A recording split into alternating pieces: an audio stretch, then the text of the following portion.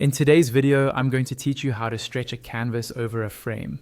We're going to do this inside the Canva editor, and by the end, you'll know exactly how to resize and stretch an image so it fits your design perfectly, whether that's a digital canvas, a mock-up, or any layout you're working on.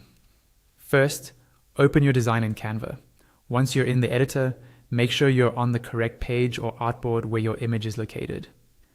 If you don't see it right away, you might need to scroll through your pages on the side panel or zoom out slightly to get a better overview of your workspace. Next, find the image you want to stretch. This can be a photo you uploaded, a graphic element from the Canva library, or any image already placed in your design. Click once on that image to select it. When the image is selected, you'll see small handles appear around its edges and corners. These handles are your main tools for stretching and resizing.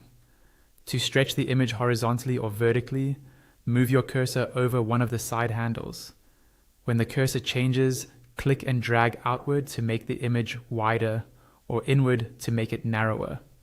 To adjust the height, do the same with the handles at the top or bottom of the image. As you drag, you'll see the image expand or contract on your canvas in real time. If you want a more uniform stretch, where the overall proportions are kept consistent, hold down the Shift or Control key on your keyboard while you drag a corner handle.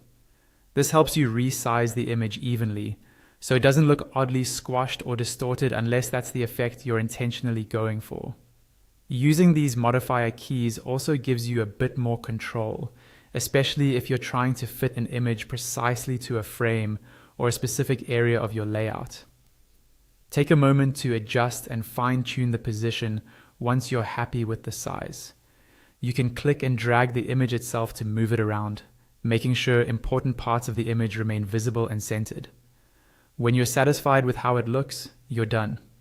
You've successfully stretched your canvas image over the frame inside Canva, giving your design a clean, polished, and professional finish.